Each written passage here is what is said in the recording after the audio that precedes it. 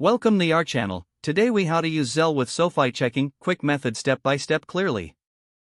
To use Zelle with your SoFi checking account, start by opening the SoFi app on your mobile device.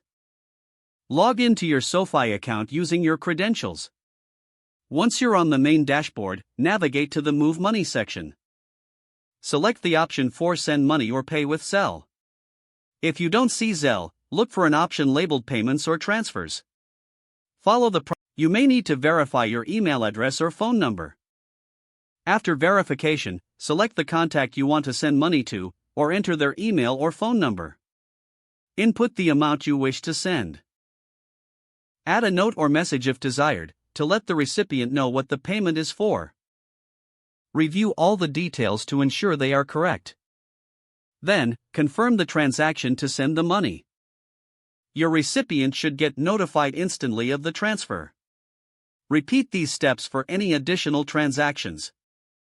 Keep an eye on your SoFi account to monitor your transaction history. If you encounter any issues, consult the help section in the SoFi app for troubleshooting tips. Using Zelle with SoFi makes sending money quick and convenient. If the page does not load, refresh the browser or try again in a private or incognito window. Make sure you are using the correct email address, then retype it carefully to avoid small typos. If your password is not accepted, use the reset option and create a new strong password you can remember. Check your spam folder for verification or security emails, then complete any requested confirmation steps. Enable two-factor authentication if available to improve account security and reduce unauthorized access risk. After signing in, review your profile details so your contact information and settings are accurate and current. If you see an error message, note it down and try again after restarting your device and internet connection. Log out when you finish, especially on shared devices, to keep your account and payment information secure. If the page does not load, refresh the browser or try again in a private or incognito window.